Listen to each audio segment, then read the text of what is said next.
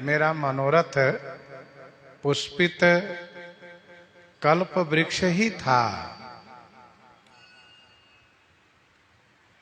अब वह फलने वाला था कि इतने में हथनीवत श्री कैकेयी ने इसे जड़ से उखाड़ करके फेंक दिया। अर्थात मेरा मनोरथ अब पूरा नहीं होगा। मुझे तो नाश किया ही, साथ साथ इसने संपूर्ण अयोध्या जी का उजाड़ कर दिया। क्या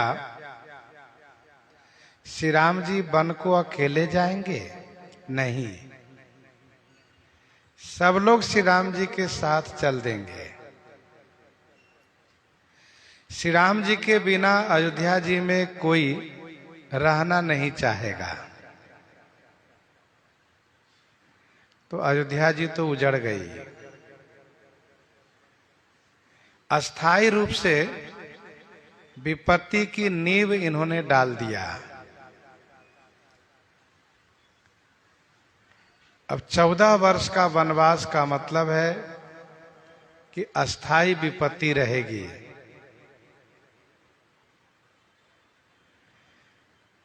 किसी किसी के जीवन में कुछ समय के लिए विपत्ति आती है, लेकिन जब इतने लंबे समय के लिए विपत्ति आवे तो वह विपत्ति अस्थायी ही कहलाती है। कवने अवसर का भयऊ गयऊ नारी विश्वास,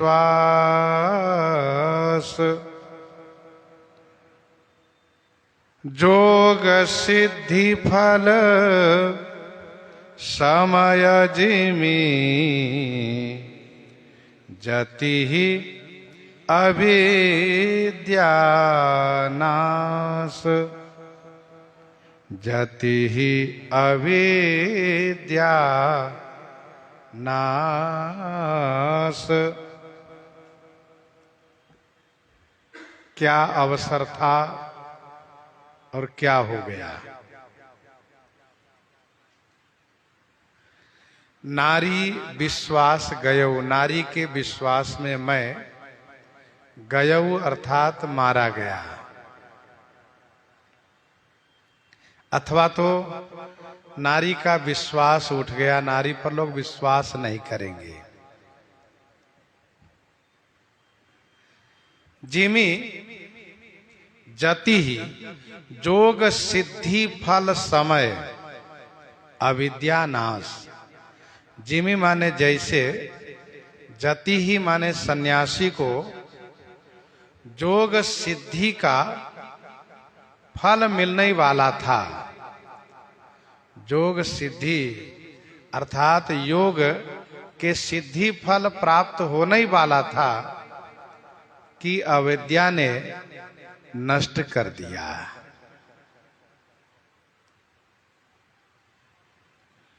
कवने अवसर का भयऊ, मंगल का अवसर था अमंगल हो गया, सुख का अवसर था दुख आ गया, लाभ का अवसर था हानि हो गई, अभिषेक का अवसर था वनवास हो गया।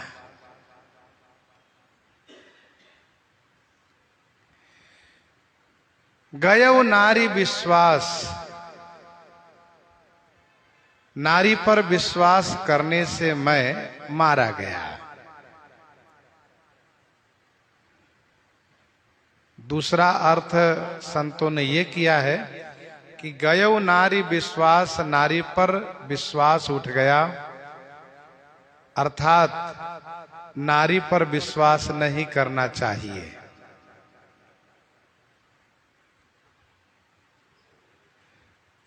यहां पर गोस्वामी जी एक उदाहरण दे रहे हैं जति को जब योग की सिद्धि फल मिलने वाला था, यति को जब योग के सिद्धि फल प्राप्त होने वाला था, अर्थात वह योगी, वह जति आत्मज्ञान में स्थिर होने वाला था, स्थापित होने वाला था, कि उसको अविद्या ने नाश कर दिया। जति के स्थान में श्री महाराज चक्रवर्ती जी हैं। जोग सिद्धि फल के स्थान में श्री राम जी का तिलकोत्सव है और अविद्या के स्थान में श्री कैकेयी जी हैं।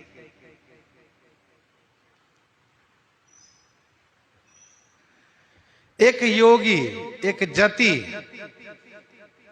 योग साधना में बहुत कष्ट सहा है, क्योंकि अष्टांग योग है। आसन, जम नियम, आसन, प्राणायाम, प्रत्याहार, धारणा, ध्यान और समाधि। तो यम, नियम, आसन, प्राणायाम, प्रत्याहार, धारणा, ध्यान और समाधि, बहुत कष्ट सहा उन्होंने। अब उनको सिद्धि फल प्राप्त होने ही वाला था। वह अपने आत्म स्वरूप में स्थिर होने वाले थे कि अविद्या ने उनको नाश कर दिया।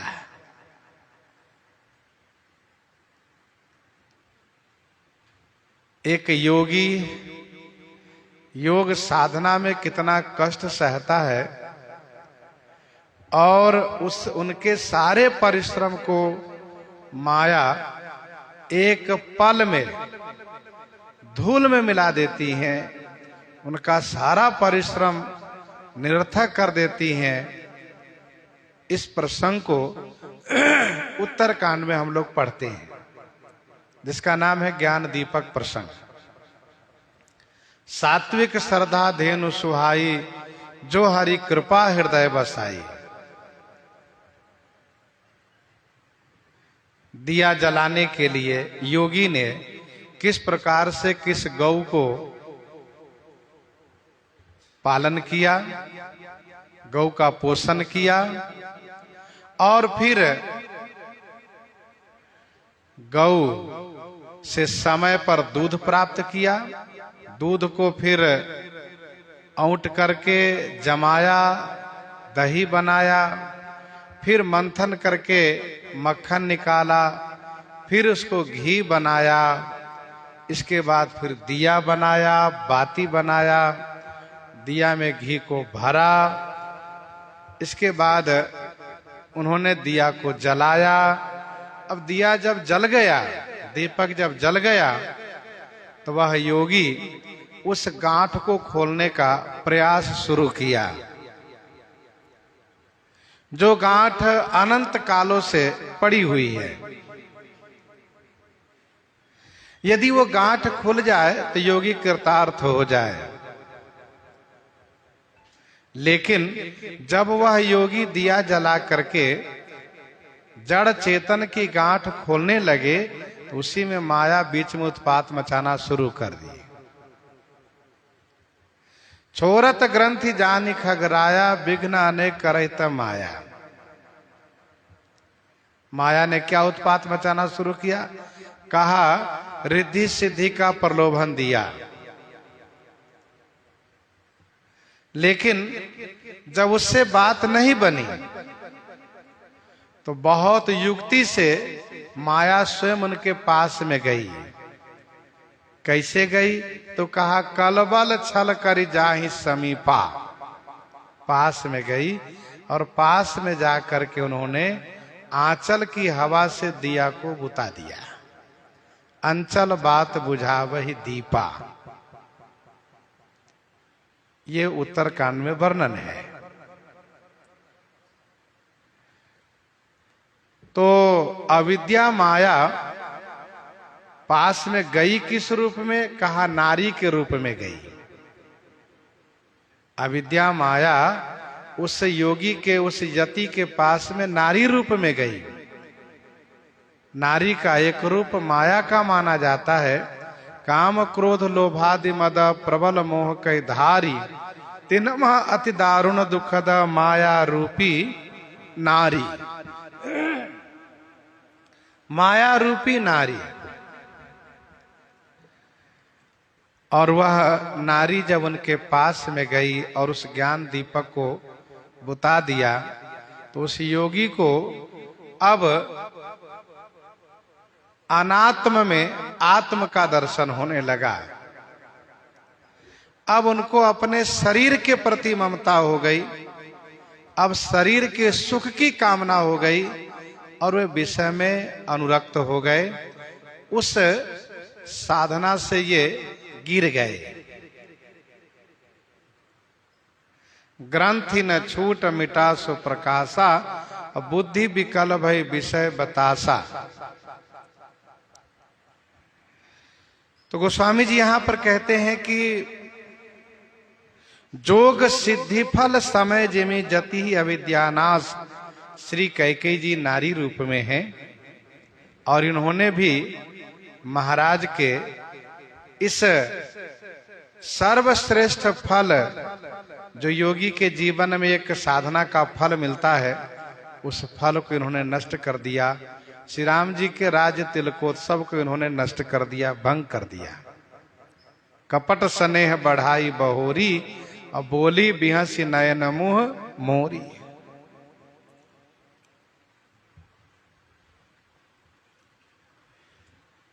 यही विधि राउ मन ही मन झांखा, देखी कुभांति कुमति मन माखा। देखी कुभांति कुमति मन माखा, यही विधि राउ मन ही मन झांखा। योग अष्टांग है, अविद्या पंच पर्वा है। अविद्या, अस्मिता, राग, द्वेष और अभिनिवेश। अविद्या ने अष्टांग योग के फल को नष्ट कर दिया। गोस्वामी जी कहते हैं कि यही विधि राउ मन ही मन झांखा। राउ यही विधि माने इसी प्रकार से मन ही मन झांखा, मन ही मन झांक रहे हैं, अर्थात चिंता कर रहे हैं, झांक रहे हैं, सोच रहे हैं। देखी कुभांति कुमति मन माखा। महाराज की कुभांति देख करके, महाराज में सोचने की मुद्रा को कुभांति देख करके कुमति मन माखा। कुमति कैकेयी का मन, माखा माने चिढ़ गया। यहां कुभांति को देहली दीपक न्याय से दोनों ओर लगाना चाहिए।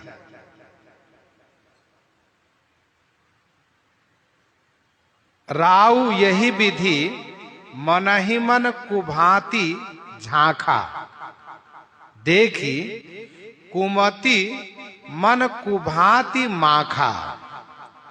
अर्थात महाराजा श्री अवधेश जी को इसी प्रकार से मन ही मन कुभांति माने बुरी तरह से बेतरह झंकते हुए देख करके, दुखी देख करके, चिंतित देख करके कैकेयी जी मन ही मन कुभांति माने बुरी तरह से माख गई, अर्थात चिढ़ गई। कुभांति माने बुरी तरह, और इसको यूं कह सकते हैं कि बेतरह, अर्थात बहुत ज्यादा।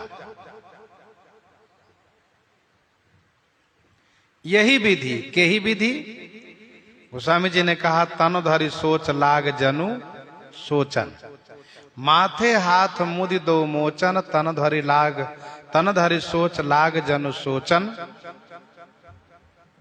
अपने मनोरथ के बारे में सोचना, अयोध्या जी के बारे में सोचना, और फिर यह सोचना कि क्या होने वाला था और क्या हो गया, मैं तो मारा गया। इसी प्रकार से महाराज मन ही मन सोच रहे हैं, झांक रहे हैं। बहुत चिंतित अवस्था को, बहुत दुखी अवस्था को झंखना झिखना कहा जाता है। लोग कहते क्या झंख रहे हो, क्या सोच रहे हो?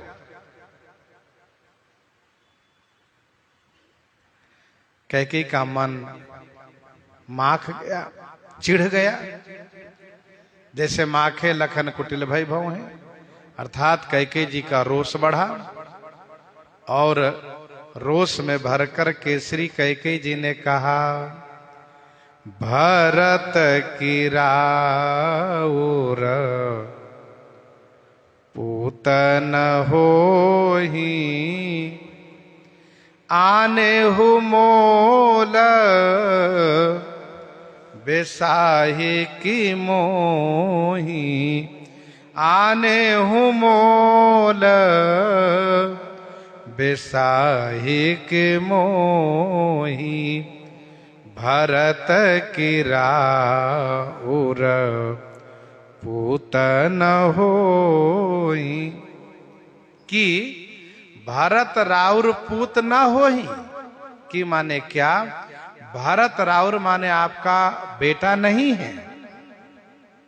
कि मोही मोल बेसाही आने हूं, क्या मोही मुझे आपने मोल दे करके, पैसे दे करके खरीद करके लाया है?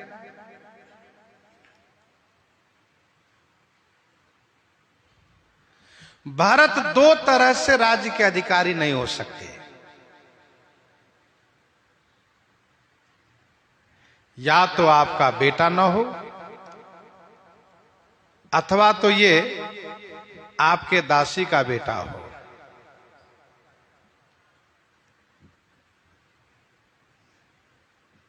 जिस प्रकार से आप श्री राम को राजा बना रहे थे, श्री कौशल्या जी आपकी रानी हैं, तो श्री कौशल्या नंदन को आप अपना बेटा मानते हैं, वैसे ही कैकेयी भी आपकी रानी है और भरत कैकेयी नंदन आपका बेटा है। वैसे एक बात लोक में प्रसिद्ध रही है कि राजा का बेटा राजा नहीं बनता, बल्कि रानी का बेटा राजा बनता है। रानी से जो बेटा हो राजा का, वही राज्य के उत्तराधिकारी होता है। तो श्री कैकेयी कहती हैं कि क्या भरत आपका बेटा नहीं है? मानो व्यंग यह है कि जैसे श्री राम आपका बेटा वैसे भरत आपका बेटा है, जैसे कौशल्या जी आपकी रानी वैसे मैं भी आपकी रानी हूं। तो जैसे श्री राम राजा हो रहे थे वैसे श्री भरत राजा हो गए, इसमें आपको कष्ट क्यों हो रहा है? कहीं ऐसा तो नहीं कि श्री भरत आपका बेटा न हो, आपने मुझे खरीद कर लाया हो, मैं आपकी दासी हूं, खरीदी हुई। आप बताइए। जो सुनी सर अस लाग तुम्हारे, काहे न बोले हो बचन संभारे, काहे न बोले हो बचन संभारे, जो सुनी सर अस लाग तुम्हारे। जो सुनी सर अस लाग तुम्हारे, काहे न बोले हो बचन संभारे। जो सुने माने जिसे सुन करके तुम्हारे सर अस लाग, जो सुनी माने जो सुन करके तुम्हारे माने आपको सर माने बाण जैसा लगा है, तो काहे न बोले हो बचन संभारे। तो फिर आप संभाल पूर्वक क्यों नहीं बोल रहे थे? तब तो आप अपने वंश की बड़ी बड़ाई कर रहे थे, सत्य की बड़ी प्रशंसा कर रहे थे। अब आप बोल क्यों नहीं रहे?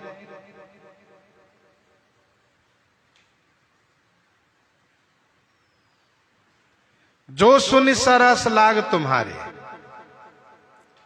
श्री कैकेयी जी मानती हैं कि भरत के राज्य मांगने पर महाराज को पीड़ा है, बल्कि सच्चाई यह है कि महाराज को श्री राम वनवास से पीड़ा है। देहु एक बार भरत ही टीका। उसी बात को लेकर के श्री कैकेयी जी कहती हैं कि जो सुनी सरस लाग तुम्हारे, जो सुन करके तुम्हें बाण जैसा लग गया तो संभाल करके क्यों नहीं बोलते आप? जिसको बाण लगता है वह घायल हो जाता है, फिर उनकी बोलती बंद हो जाती है। गयौ सहामी नहीं कछु कही आवा, जनु सचान बन झपटेऊ लावा। तो महाराज बिल्कुल अवाक हैं। श्री कैकेयी जी कहती हैं कि बाण लगने पर जैसे व्याकुल होता है योद्धा, वैसे आप व्याकुल हो गए। परा विकल महिषर के लागे। आप संभाल करके बोलिए, कुछ तो बोलिए। देहु उतर अनुकरहु की नाही, देहु उतर अनुकरहु की नाही। सत्य संध तुम रघुकुल माही। देहु उतर, उत्तर दीजिए। अनु, अनु माने हां,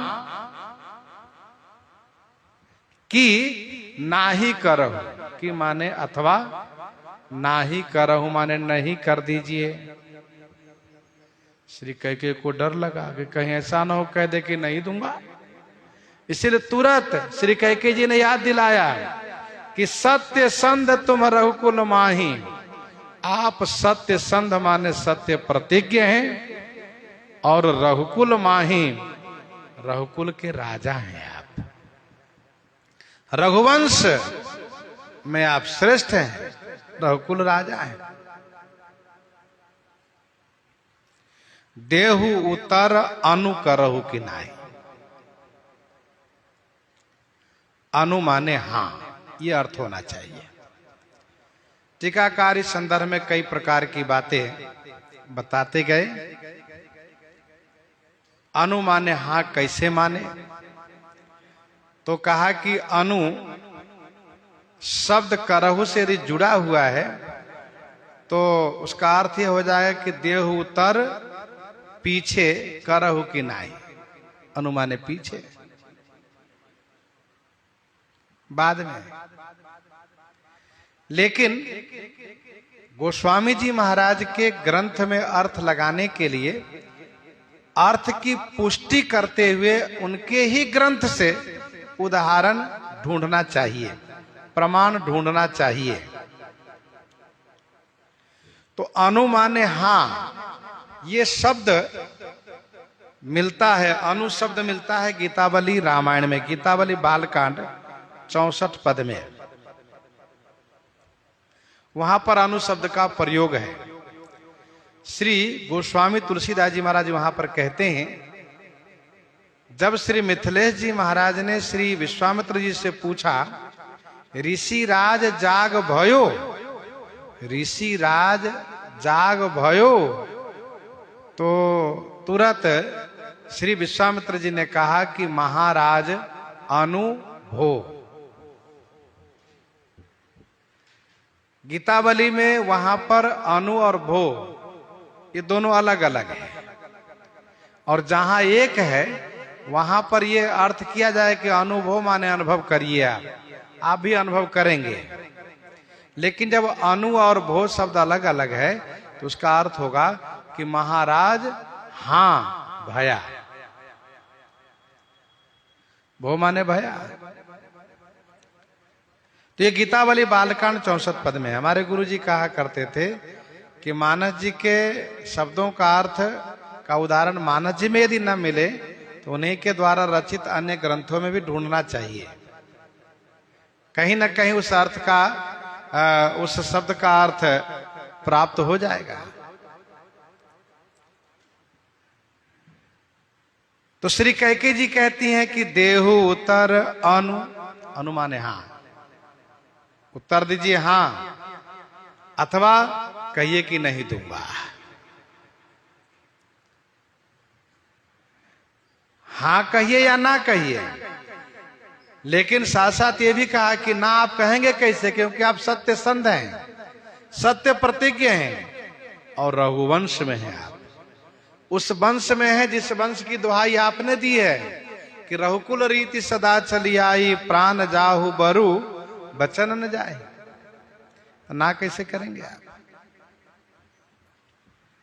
देन कहे हो अब जनि बर देहु, देन कहे हो अब जनि बर देहु, तजहु सत्य जग अपजस लेहु, तजहु सत्य जग अपजस लेहु, देन कहेहु अब जनि बर देहु, देन कहेहु अब जनि बर देहु। श्री कैकेयी जी डर रही है कहीं ऐसा न हो कि महाराज इस प्रकार से मौन रहते हुए में शरीर इनका छूट जाए। इसी प्रकार से ये मौन बने रहें और शोक में इनका शरीर छूट जाए तो फिर तो मेरा वरदान प्राप्त होगा नहीं। इसलिए चाहती है कि हां कह दे, एक बार हां तो कहें। श्री कैकेयी जी कहती हैं कि दे न कहे अब जनि बर दे, देने के लिए आपने कहा था, अब जनि माने मत बर दीजिए। आपने देने के लिए कहा था, मत दीजिए। लेकिन इस बात को ध्यान रखिएगा, तजहु सत्य जग अपजस लेहु, आप सत्य को छोड़ दीजिए। बहुत बड़े सत्यवादी बनते आए हैं ना आप, तो सत्य को छोड़ दीजिए और जगत में अपजस प्राप्त कर लीजिए। तजहु सत्य जग अपजस लेहु, सत्य सराही कहेहु बरु देना, जाने हो ले यही मांगे चबेना, जाने हो ले यही मांगे चबेना, सत्य सराही कहे हो बर देना। आपने सत्य की प्रशंसा करके वरदान देने को कहा था। क्या सोच करके? यही कि रानी कैकेयी मुझसे चबेना मांगी ले, यही मुझसे चबेना चना चबेना मांगेगी। क्या आपने यही सोचा था? आपको सोचना चाहिए था कि कैकेयी रानी है, वह मांग करेगी तो राज्य संबंधित ही वस्तुएं मांगेगी, न कि चना चबेना और साड़ी और गहना ये नहीं मांगेगी कैकेयी। सत्य सराही कहो वर देना, आपने सत्य की बड़ी प्रशंसा की है महाराज। बोलिए, मौन क्यों है, चुप क्यों है, कुछ तो बोलिए। अरे हाँ या ना तो बोलिए। बड़ी बड़ी बातें आप कर रहे थे। नहीं असत्य समपातक पुंजा, गिरि सम हो हिंग कोटिक गुंजा। सत्य मूल सब सुकृत सुहाए, वेद पुराण विदित मनु गाए। तो तब क्या आप ये समझते थे, जाने हुए माने जानते थे कि रानी कैकेयी चबेना मांगेगी? महाराज, धर्मात्मा कहलाना इतना आसान नहीं है। सत्यवादी धर्मात्मा कहलाना इतना सरल नहीं है महाराज। धर्मात्मा लोग, सत्यवादी लोग अपने धन और तन की ममता नहीं किए, तन धन की परवाह नहीं किए। महाराज आप सुनिए, कुछ नाम सुनिए। शिबि दधीच बलि जो कछु भाखा, तन धन तजेऊ बचन पन राखा, तन धन तजेऊ बचन पन राखा। शिबि दधीच बलि जो कछु भाखा, तन धन तजेऊ बचन पन राखा।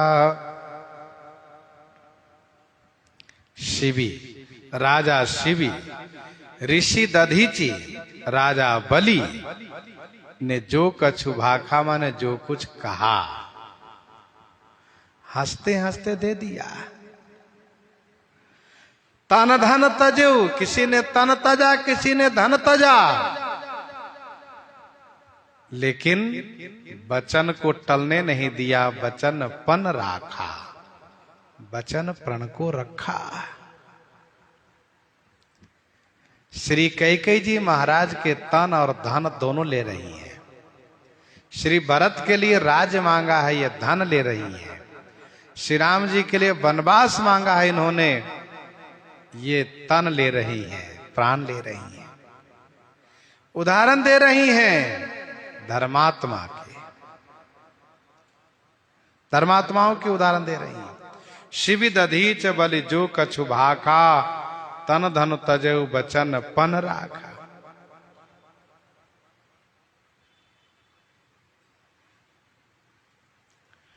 गोस्वामी जी महाराज कैकेयी के मन वचन कर्म तीनों की निंदा किए। कर्म की निंदा किए क्योंकि कोप समाज साज सब सोई, राज करत निज कुमति बिगोई। वचन की निंदा किए, बात दृढ़ाई कुमति हंसी बोली, कुमत कुबिहंग कुलह जनु खोली। और तन की निंदा किए, देखी कुभांति कुमति मन माखा।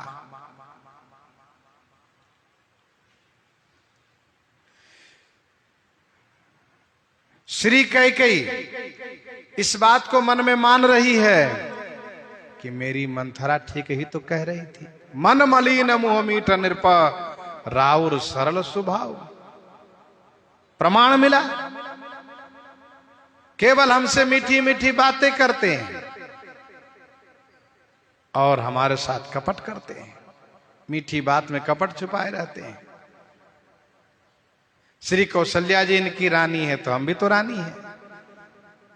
श्री राम के जगह भरत राजा बने तो इसमें क्या आपत्ति है, क्या परेशानी है? श्री कैकेयी धर्मात्माओं के नाम ले रही हैं। शिबि दधीच बलि जो कछु भाखा। महाभारत वन पर्व में वर्णन है, महाभारत वन पर्व में वर्णन है 197 अध्याय से। उसी नर महाराज के पुत्र श्री शिबि हुए। उसी नर महाराज के पुत्र श्री शिबि हुए।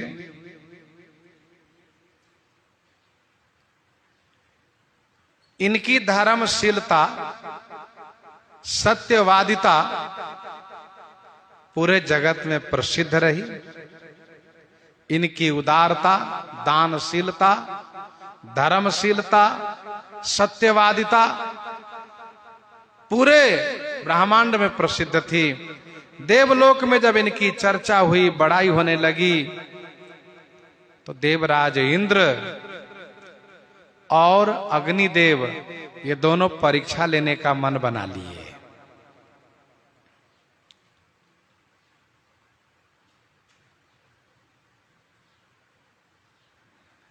दोनों पक्षी का वेश बनाए, अग्निदेव कबूतर बन गए और इंद्रदेव बाज। कबूतर उड़ता हुआ आया, महाराज शिवी के गोद में बैठ गया और कहा, महाराज आप मेरी रक्षा करें। इसी बीच बाज उड़ता हुआ आया और कहा, महाराज ये मेरा शिकार है, आप मेरे शिकार को मेरे हवाले कर दीजिए, आप इसको मुझसे बचाइए नहीं।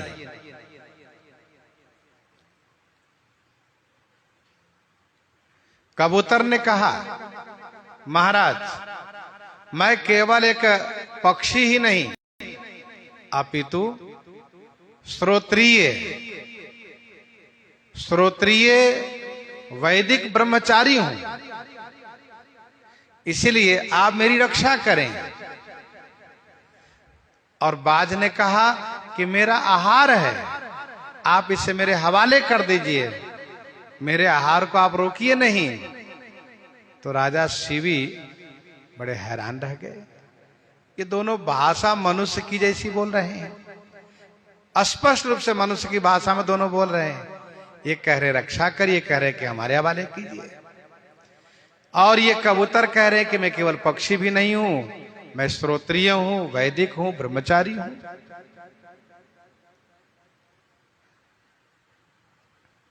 तो शिवी ने कहा बाज से कि सुनो, तुम्हें कबूतर मिलेगा नहीं, क्योंकि मेरी शरण में आया है और मैं शरणागत का परित्याग नहीं कर सकता हूं।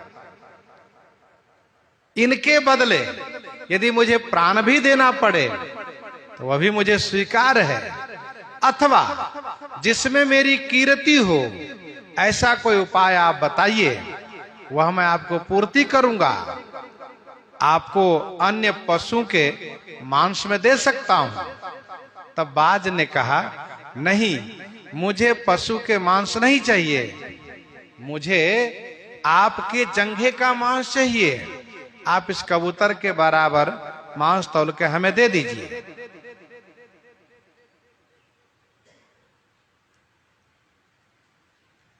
शिवी ने कहा ऐसा ही होगा। शिवी जी ने तुरंत तराजू मंगाया और एक तरफ कबूतर को बैठाया, दूसरी तरफ जांघे की मांस काट कर रखना शुरू किया। दाहिनी जांघे का मांस काट के चढ़ा दिया, बाई जांघे के मांस, पूरे शरीर का मांस धीरे धीरे काट के चढ़ा दिया। लेकिन कबूतर वाला जो पलरा है वो नीचे बैठा है, मांस वाला पलरा ऊपर उठा हुआ है, बराबर हो ही नहीं। तो श्री शिवी जी ने अपने आप को समर्पित कर दिया उस तराजू के पलरे पर।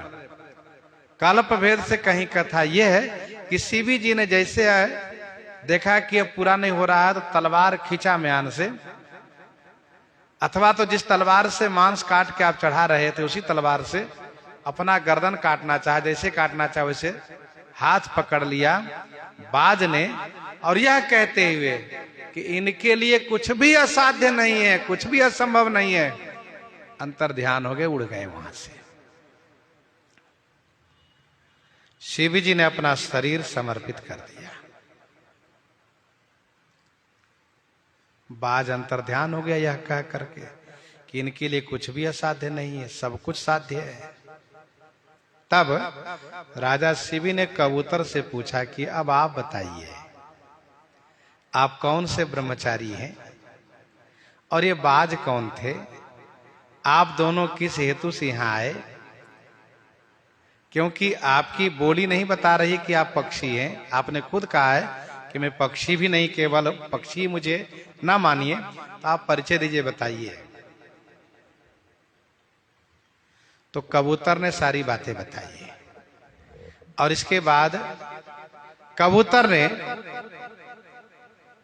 यह वरदान दिया जिससे उनका पूरा शरीर फिर से मांस से परिपूरित हो गया, स्वस्थ हो गया शरीर।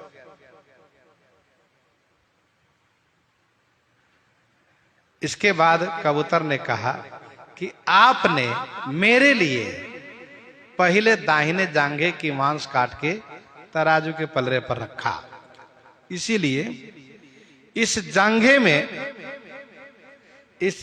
में सोने जैसी चमक होगी, दाहिने जंघे में सोने जैसी चमक होगी और साथ साथ खुशबू आती रहेगी, सुगंध निकलती रहेगी। और आपके इस जांघे से कपोत रोम नाम के पुत्र होगा। यह वरदान कबूतर साहब देख के अंतर ध्यान हो गए।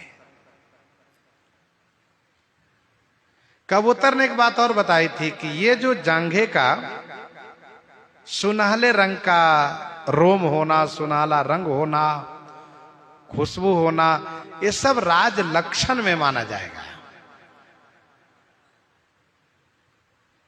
ये वरदान उन्होंने दिया है।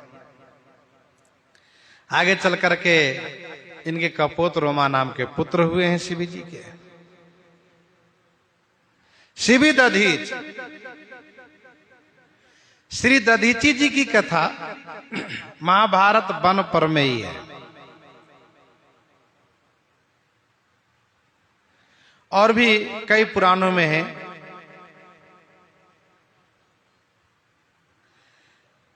ब्रह्मा जी के मानस पुत्र अथर्वन ऋषि, उनकी धर्म पत्नी श्री चीटी, जिन्हें शांति भी कहते हैं,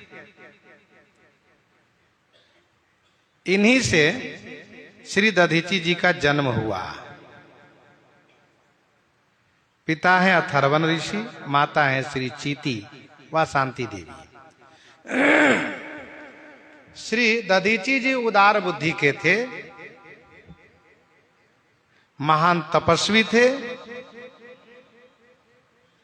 अध्यात्म विद्या के बहुत बड़े प्रकांड विद्वान थे, ज्ञान कांड में परिपूर्ण थे। श्री सरस्वती नदी के किनारे कुटिया बना करके भजन करते थे। श्री सरस्वती नदी के तट पर आपका आश्रम था, आपकी कुटिया थी। जब देवराज इंद्र वृत्रासुर से हार गए, वृत्रासुर से बहुत युद्ध किए लेकिन युद्ध में विजय नहीं हो सके, हार गए, तब देवताओं के साथ इंद्र ने जाकर के भगवान से पुकार की, भगवान की शरण में गए।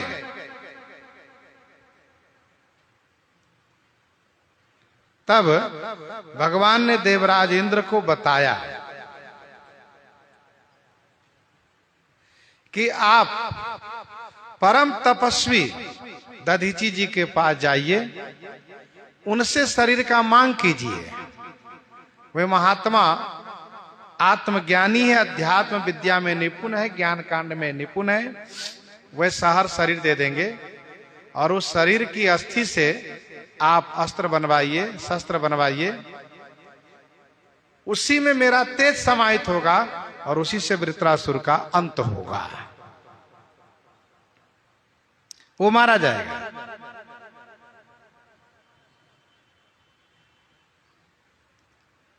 देवताओं ने जाकर के श्री दधीची जी से यह निवेदन किया। दधीची जी सुनकर के बड़े प्रसन्न हो गए और यह कहने लगे, ये तो मेरे लिए सौभाग्य की बात है कि मेरा शरीर देवताओं के काम में आएगा, नहीं तो ये शरीर तो नश्वर है, इसकी 3 ही गति है, जला दिया तो भस्म हो गया, जंगलों में बहा दिया तो कीड़े हो गए, अथवा भूमि में गाड़ दिए तो कीड़े हो गए, जल में डुबा दिए तो जलचर खा करके उसे बीट कर दिए।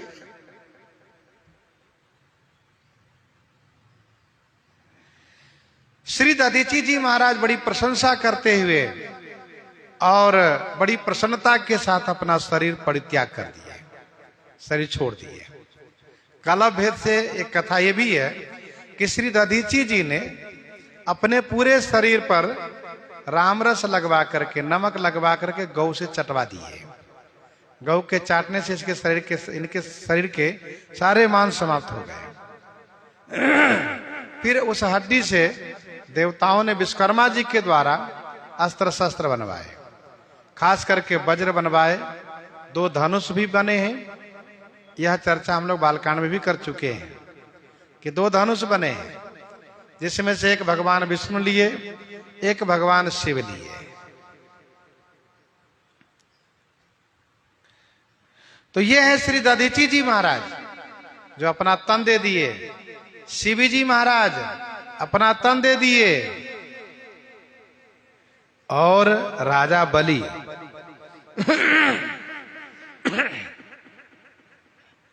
राजा बलि की कथा भागवत जी में है।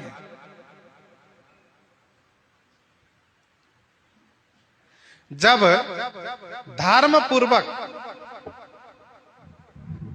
पूर्वक न्याय पूर्वक स्वर्ग पर राजा बलि अपना आधिपत्य जमा लिए, तो देवता बेचारे मारे मारे फिरने लगे।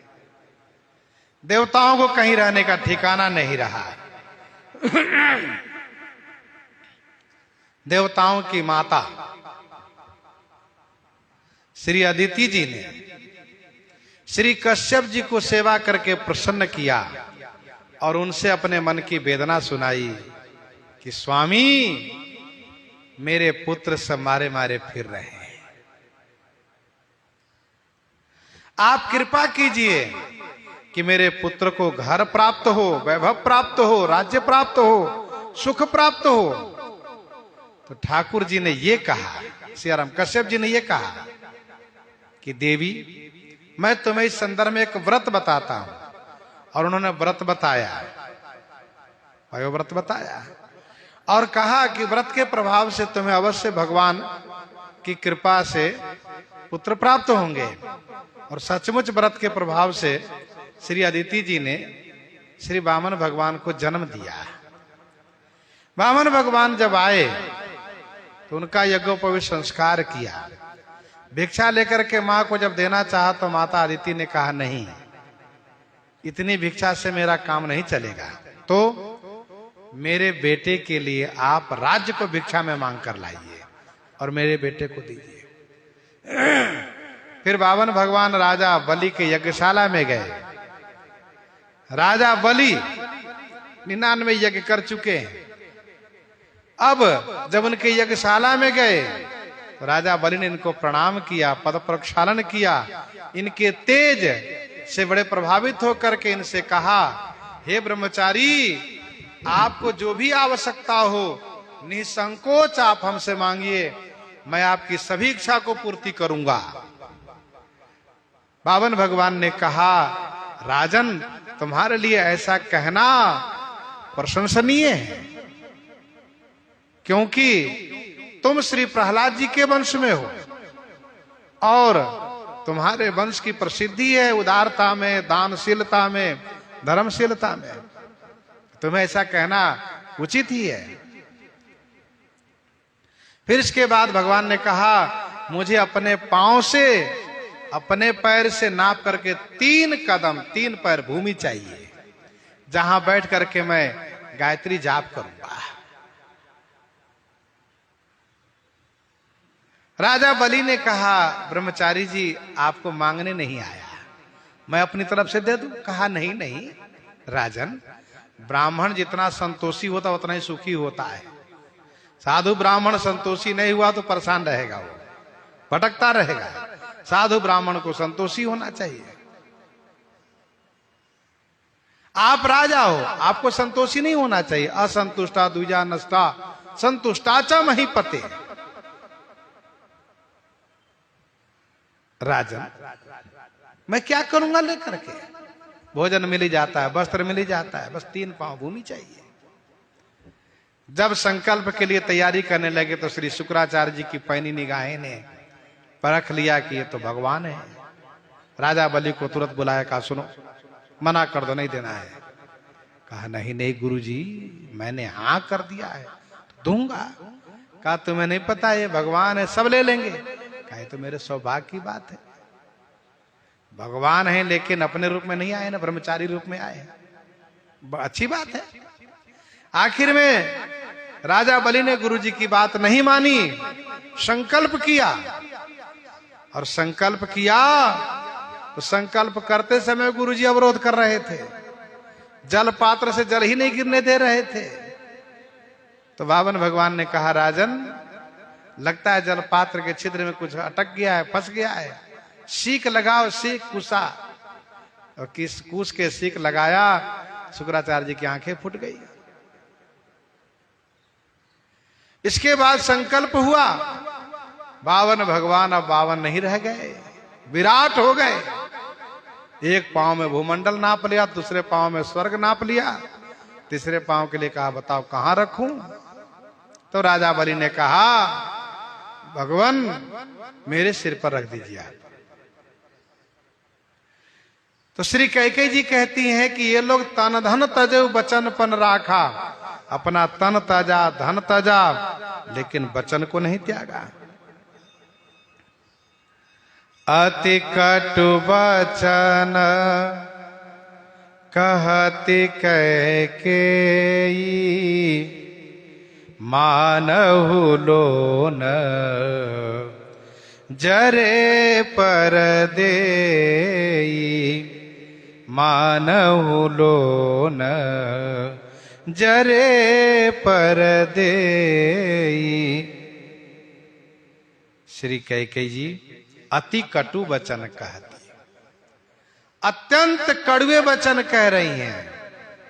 मानहु लोन जरे पर देई, मानो जले हुए पर लोन माने नमक छीट रही हैं, नमक डाल रही हैं।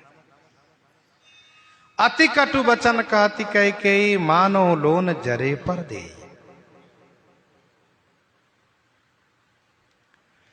जलना गोस्वामी जी पहले कह चुके हैं, विवरण भयो निपट नर पालू, विवरण भयो निपट नर पालू, दामिनी हनु मनहु तरु तालू। विवरण भयो निपट नर पालू, जैसे बिजली गिरने से ताल का वृक्ष जल जाता है, जले हुए पर नमक छिट रही हैं। मानहु लोन जरे पर दे। प्रश्न ये उठता है कि धर्म की बात तो कैकेयी जी कह रही हैं, धर्मात्मा का नाम ले रही हैं, तो फिर इनका वचन अति कटु कैसे हुआ? जो गोस्वामी जी कह रहे हैं कि अति कटु वचन कहती कैकेयी, इसका समाधान यह है कि धर्मात्मा की प्रशंसा करके महाराजा श्री अवधेश जी को अधर्मी बना रही हैं। इसलिए श्री कैकेयी जी का वचन अति कटु है, अति से कड़वा है।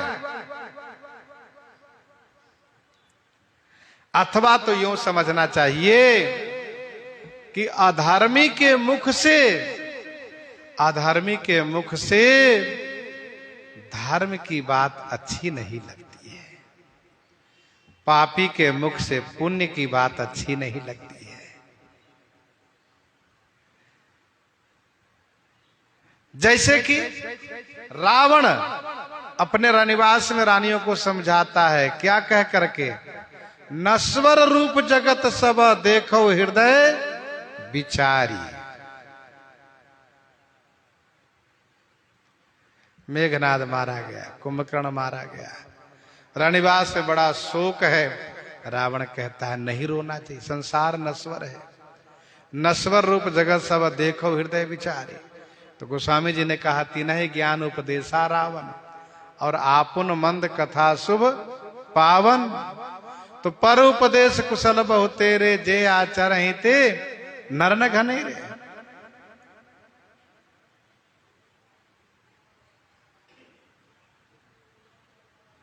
दसमुख सकल कथा तेहि आगे कही सहित अभिमान अभागे। रावण जब कथा सुनाता है तो गोस्वामी जी कहते हैं अभागा है। जब कोई संत कथा सुनाते हैं, भक्त कथा सुनाते हैं, तो गोस्वामी जी कहते हो भाग्यवान है। लेकिन रावण कथा कहता है तो गोस्वामी जी कहते हैं अभागा है। क्यों भागा है? क्योंकि अपने आप को भगवान मानता है, भगवान को छोटा मानता है, तुच्छ मानता है। तो अधर्मी के मुख से धर्म की व्याख्या अच्छी नहीं लगती है। गोस्वामी जी ने कहा अति कटु वचन कहती कैकेयी मानहु लोन जरे पर देई। धर्म धुरंधर धीर धरी नयन उघारे राय। शिर धुनि लीन्ही उसास असी मारे सी मोही कुठाए। मारे से मोही कुठाए। धर्म धुरंधर। गोस्वामी जी कहते हैं हमारे महाराज धर्म धुरंधर है। धर्म रूपी धोरी को धारण करने वाले हैं, धर्म बोझा को धारण करने वाले हैं, धर्मज्ञ हैं, धर्म धुरंधर हैं, धर्मात्मा हैं। इसलिए महाराज धीर धरी नयन उघारे, धैर्य धारण करके नेत्र खोलते हैं।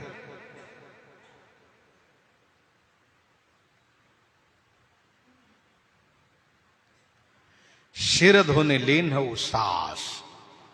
सिर धुनते हुए, अपने हाथ से सिर धुनते हुए, उसास लीन माने उर्ध सांस महाराज ने ली। बहुत गहरी उर्ध सांस महाराज ने ली और कहा मोही कुठाए असी मारे सी। मोही माने मुझे, कुठाए माने कु जगह पर, बेमौके पर, असी माने तलवार से कैकेयी ने मारा है। महाराजा श्री चक्रवर्ती जी धर्म धुरंधर हैं, अर्थात वरदान देने को कहे हैं तो मना नहीं कर सकते। वरदान तो मिलेगा श्री कैकेयी को। देवता लोग अनुचित वरदान नहीं देते हैं। हिरण्यकश्यप रावण वरदान मांगते समय ब्रह्मा जी से कहा मुझे अमर बना दीजिए। ब्रह्मा जी ने कहा नहीं, मैं अमर नहीं बना सकता हूं। तो जहां से तुम्हें मरने का डर है वहां से अभय कर सकता हूं। तो ब्रह्मा जी सीधे मांगे गए वरदान को नहीं देते हैं, कहते वरदान में संशोधन होगा, तुम्हारी इच्छा से नहीं, उस वरदान में संशोधन करो। लेकिन महाराज ऐसा कुछ नहीं, महाराज तो वरदान दिए ही, मिला ही उनको वरदान। इसलिए गोस्वामी जी ने कहा कि महाराज धर्म धुरंधर हैं, बहुत धैर्य धारण किए, क्योंकि कैकेयी जी बहुत बोलती जा रही है और अति कड़ुआ बोल रही हैं। धर्मात्माओं के नाम ले लेकर के महाराज को अधर्मी बना रही है। इसलिए महाराज धैर्य धारण करके नेत्र खोलते हैं, फिर सिर धुनते हुए ऊर्ध्व सांस खींचते हैं। मुझे कुठाए माने को जगह पर इन्होंने तलवार मारा है।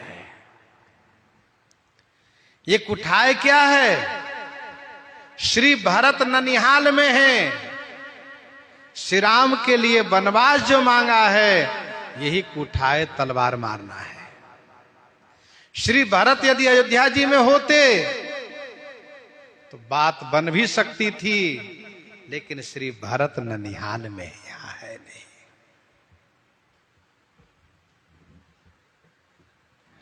सिर धुनि लीनी उसासयसी मारे सी मोही कुठाए।